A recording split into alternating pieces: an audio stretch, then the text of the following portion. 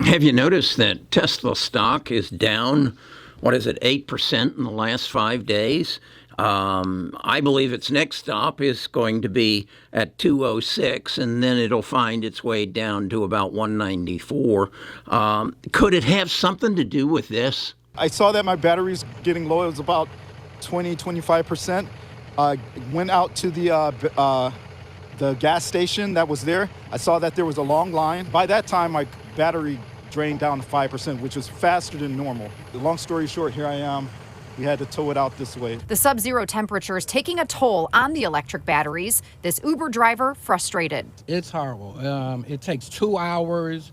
You might wait an hour. It takes 2 hours to charge. Then the charge leaves really quickly. So now you're back at the charger twice a day. So it's actually horrible. I think it's a matter of time. But it's something you think they have to work on? Oh, they definitely got to work on it. Because I'm out of this Tesla after today. I'm not going to ride it again. You'd rather go back to gas? I'd rather go back to gas, absolutely. I think the people who live above the Mason-Dixon line are having second thoughts about owning a EV car.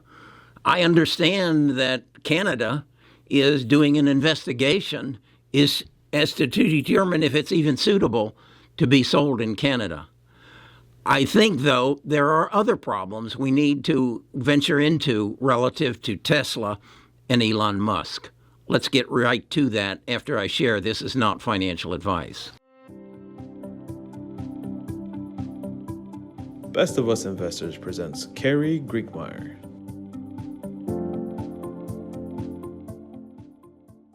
I do happen to live below the Mason-Dixon line, and I would like to own an electric vehicle for a lot of reasons, but it would have to be a hybrid. And Tesla doesn't make a hybrid as far as I know. So that's one issue. The other issues I wanted to talk about are some things that are happening in the Tesla organization because of inflation, because of higher interest rates. The employees at Tesla were reviewed and told that they would get a bump up in raise, and that was supposed to take effect on the 15th. Here's some information I picked up on it on electrics, and they then were notified on the 15th that we haven't come to a decision. We're going to take another 2 weeks to determine what sort of increase you should get. The other thing that is happening at Tesla is, of course, they used to get stock options. They don't get as much stock options, and the stock options aren't as worth as much because they aren't experiencing the growth that they have in the past. And then there's another thing that's going on, is that Elon has gone to the board of directors and said that he wants 25% of the voting power at Tesla, or he's basically said he'll take all the AI work that Tesla has developed and has available as a part of the corporation, and he'll take that and pull it out and put it in what he's calling a new startup of XAI. What is Tesla worth if it doesn't have its artificial intelligence? What is it worth if, in fact, it just becomes a car company? Because that's exactly what would happen. Now, you might say, this is not true. This is fictitious. You need to read the book. You need to read Walter Isaacson's book. If you own Tesla and you're sold on Tesla and you haven't read that book, you don't know who owns your company. This is not a normal man.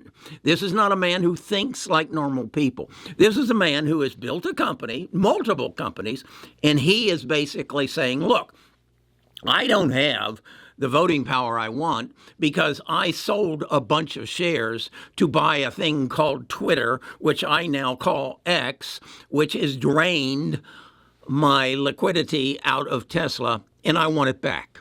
And if I don't get it back, this is what I'm going to do. I'm going to take all the technology that I've developed out of this car company and this tech company and turn it into a car company. I don't know about you, but that would make me a little bit uneasy. So I had planned to buy Tesla when it hit my target price, which it will hit. I'm quite confident. But now I don't know if I want to own it. And again, it comes to basically, his threat. He even there's comments saying, this same thing happened when at Apple. That Apple and that Steve Jobs and the board got sideways, and they fired Steve Jobs, and then Apple went into the toilet, and they brought Steve back, and he went back and forth 3 times. I don't think Steve Jobs, read that book too. Walter wrote that one too. Is quite like Elon. So I wanted to share that with you because if he does take this new startup, XAI, he has a fascination with the letter X. I don't know if you know that one of his sons is named X as well. Read the book. Walter tells you all about it. This is not your average corporate executive. Let's just put it that way. And then you add all that together with what I just showed you is happening north of the Mason-Dixon line. And this may not be a safe company to own. And when I say that, what I'm saying is there's a lot of companies you can own in this world. I choose to minimize my risk by not owning companies in China or in Ukraine or Russia or Taiwan because of the environment that we live in today. It is explosive, it is unpredictable, and something can happen that changes everything. This is one of those somethings. Read the book.